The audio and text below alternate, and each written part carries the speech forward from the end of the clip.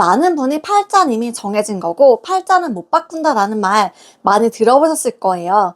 하지만 내 현실이 지금 어떻든 부가 따라오게 만드는 법은 분명히 존재합니다. 이건 단순한 위로가 아니라 뇌과학과 심리학에 증명한 잠재의식 뇌를 재구성하는 영역이에요. 영상 마지막에는 제가 실제로 해보고 가장 효과를 본 기법을 통해 즉각적으로 무의식을 바꾸는 방법까지 알려드릴 테니 꼭 끝까지 시청해주세요. 타고난 팔자를 뇌과학으로 바꾸는 법을 알고 싶다면 지금 바로 구독과 좋아요 눌러주세요. 안녕하세요. 국제무의식 치유 전문가 에밀리입니다. 뇌가 정확히 반으로 나뉘어 있다고 상상해보세요. 위쪽 절반은 의식적인 뇌이고 아래쪽 절반은 잠재의식적인 뇌입니다. 이제 각 부분이 무엇을 담당하는지 살펴볼게요. 의식적인 뇌는요, 생각하고, 계획하고, 선택하고, 의지를 사용하는 일을 담당해요. 이 뇌는요, 나는 월 1,000만 원을 벌고 싶어. 사업을 키우고 싶어. 더 많은 돈을 벌고 싶어. 라고 말하는 뇌의 영역입니다. 내가 원하는 건 이거야 라고 말하는 부분이죠. 여기 밑에 잠재의식적인 뇌가 있어요. 이 영역은 여러분이 가진 모든 믿음을 담당해요. 여러분이 세상을 보는 방식, 무엇이 가능하다고 믿는지, 성공과 돈에 대해서 무엇을 믿는지, 사람들의 시선에 대해 어떤 믿음을 가지고 있는지 그런 믿음이요. 또 잠재의식 영역은 여러분을 안전하게 지키는 역할도 합니다. 여러분의 익숙한 영역 안에 머물게 하는 모든 것들을 관리하고 기억도 담당해요. 여러분이 그동안 삶에서 경험한 모든 일은 바로 이 영역에 보관된 파일로 저장이 되어 있어요. 그리고 이 잠재의식 뇌의 영역은 우리가 무의식적으로 행동하게 하는 자동 행동 장치입니다. 여기서 중요한 부분은요. 여러분의 잠재의식이 의식보다 훨씬 더 크다는 점이에요. 얼마나 더 크냐면 잠재의식은 여러분의 사업과 인생에서 얻는 결과물의 95%를 책임져요. 반면 의식은 겨우 5%만을 책임질 뿐이죠. 이 사실이 왜 중요하냐면 의식은 여러분이 무엇을 원하는지 결정하는 곳이지만 잠재의식은 여러분이 그것을 얻을 수 있을지 판단하는 곳이기 때문이에요. 잠재의식이 여러분의 삶을 어떻게 운영하는지 비유를 들어볼게요. 예를 들어서 나 이번 달에 1,000만 원 벌 거야. 이번에 꼭 사업 성공시킬 거야.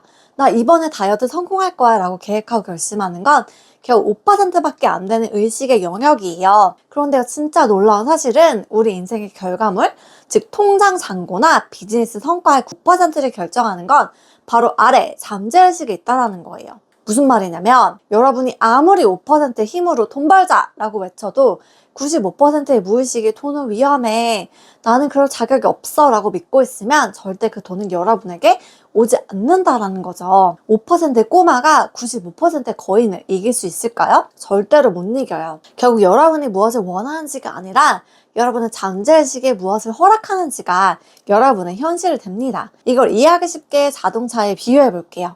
여러분의 무의식은 내비게이션과 같아요. 한번 입력된 경로가 있으면 아무리 다른 길로 들어서도 결국 같은 목적지에 도달하게 됩니다. 그러니까 의식적으로 나는 부자가 되고 싶어 라고 생각해서 강의도 듣고 공부도 하고 노력도 하고 투잡을 뛰어도 내 잠재의식에 나는 부자가 될 수 없어, 나는 가난하게 사는 게 사실 편해 라는 목적지가 있으면 어떤 과정을 거치든 결과는 또 똑같은 목적지에 도달을 한다라는 거예요. 그래서 바뀐 것 같은데 좀 시간을 두고 보면 결국 보면은 난 또다시 제자리일 때가 바로 그 이유예요. 여러분의 잠재의식에는 단 하나의 절대적인 규칙이 있어요. 바로 익숙한 것, 안전한 것, 모르는 것은 위험한 것이라는 공식이에요. 만약에 여러분이 사업을 하는 사람이고 삶에서 더 많은 돈을 원한다고 해볼게요. 여러분은 이렇게 말해요. 나는 분명히 월 1억의 수익을 원해. 하지만 잠재의식은 여러분이 지금까지 벌어온 동일한 수준의 돈에 익숙합니다. 그 길을 아주 잘 알고 있어요. 여러분이 평소에 어떻게 느끼는지도 알고 있습니다. 그리고 이렇게 생각해요. 잠깐, 우리가 더 많은 돈을 벌면 어떤 일이 일어날까? 그건 우리가 세상을 보는 방식에 어떤 영향을 줄까? 사람들이 우리를 보는 방식에는 어떤 영향을 줄까? 우리가 어디에 속한다고 느끼는지에는 어떤 영향을 줄까? 그리고 잠재의식은 이렇게 판단합니다. 이 모든 것은 익숙하지 않아. 그래서 위험해. 그러면 그걸 생존의 위협이라고 생각하고 원래 있던 자리에 머무릅니다. 자, 그럼 진짜 중요한 질문 해볼게요. 대체 잠재의식은 실제로 어떻게 나를 못 가게 막는 걸까? 정답은 바로 몸과 신경계입니다. 잠재의식과 신경계, 그리고 몸의 모든 감각은 하나의 팀처럼 함께 작동해요. 생각과 기억은 잠재의식에 보관하고 몸은 감각을 보관해요. 잠재의식이 이 성공은 낯설고 위험해 라고 판단하는 순간 여러분의 신경에 신호를 보냅니다. 브레이크 밟아! 그때 여러분의 몸에서 이런 증상을 느껴요. 갑자기 가슴이 막 답답해지고 머릿속이 하얘지고 압도당하는 기분. 내가 이걸 다 해낼 수 있을까? 하는 그 의심과 두려움이 이렇게 확 밀려와요. 이렇게 신경계가 비상사태가 되면요, 5%의 의식적인 뇌는 그냥 전원이 꺼져버립니다. 이성적인 판단이 안 되고 다시 예전에 평범하고 익숙한 습관으로 돌아가게 돼서 여러분의 삶이 바뀌지 않는 건 여러분의 몸의 성공을 위험으로 느끼고 브레이크를 꽉 밟고 있기 때문입니다. 그렇다면 어떻게 해야 내 잠재의식이 내 목표와 꿈, 그리고 내가 원하는 것들을 지지하도록 만들 수 있을까요? 여기서 가장 중요한 사실이 하나 있어요. 우리는 단순히 생각하는 것만으로는 잠재의식을 바꿀 수 없다라는 거예요. 생각하거나 말하거나 이해하는 것만으로는 잠재의식이 바뀌지 않아요. 지식만으로는 잠재의식의 패턴이 바뀌지 않는다는 뜻입니다. 잠재의식을 변화시키고 다시 재구성하려면 잠재의식 언어를 사용해야 해요. 잠재의식은 생각이 아니라 감정, 반복, 상상, 그리고 지속적인 경험에 반응합니다. 사실 우리가 잠재의식 속에 가지고 있는 모든 믿음도 바로 이 과정을 통해 만들어졌어요. 나 자신의 능력에 대한 믿음, 나의 가치에 대한 믿음, 그리고 어디까지 가능하다고 믿는지까지 이런 모든 믿음은 감정이 동반된 경험과 반복을 통해 형성되었습니다. 어떤 경험을 충분히 반복하면요, 그건 익숙한 것으로 자리 잡고 결국 잠재의식 속의 신념으로 각인이 돼요. 따라서 새로운 믿음을 잠재의식에 다시 심고 싶다면 같은 과정을 경험해야 합니다. 감정, 경험, 반복, 그리고 상상이에요. 잠재의식은 상상 속에서 만들어진 감정적인 경험을 반복적으로 느낄 때 서서히 다시 재구성돼요. 눈을 감고 상상력을 사용해서 그 감정과 경험을 충분히 반복하면 잠재의식은 그게 실제인지 아닌지를 구분하지 못합니다. 어떤 것이 충분히 익숙해지면 몸도 그것을 안전하다고 느끼기 시작하고 잠재의식도 그것을 받아들이게 됩니다. 그렇게 되면 우리가 원하는 것들이 현실로 나타날 수 있는 상태가 만들어져요. 자, 그럼 제가 효과를 봤던 방법을 알려드릴게요.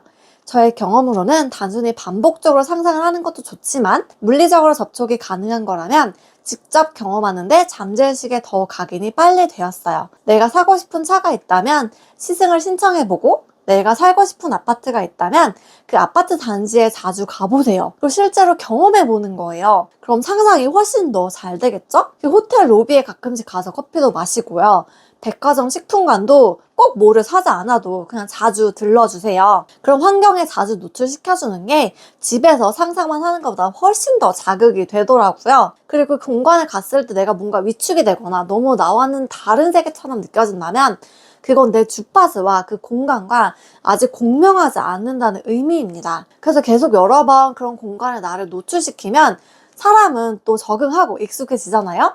그럼 편안해지죠? 그러면 잠재의식이 더 빨리 가능하다고 믿겠죠? 그리고 집에서 상상할 때는 내가 원하는 것을 갓 이뤘을 때 흥분이나 막 기쁨, 설레임보다는 그 상태가 기본 상태인 장면을 반복적으로 상상하세요.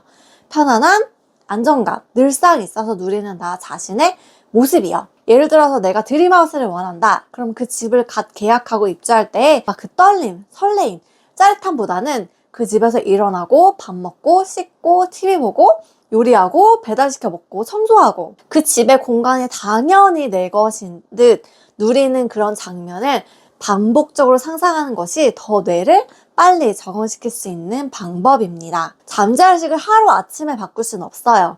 꾸준한 반복 작업이 필요하죠. 그럼 여러분께 조금이라도 빨리 잠재의식을 바꾸는 데 도움을 드리기 위해서 제가 전자책을 만들었어요. 아래 고정 댓글 클릭하시면 전자책 정보 얻으실 수 있습니다. 오늘 영상 도움이 되셨다면 지금 바로 구독과 좋아요 눌러주시고요. 다음에도 더 유익한 영상으로 돌아오겠습니다. 안녕!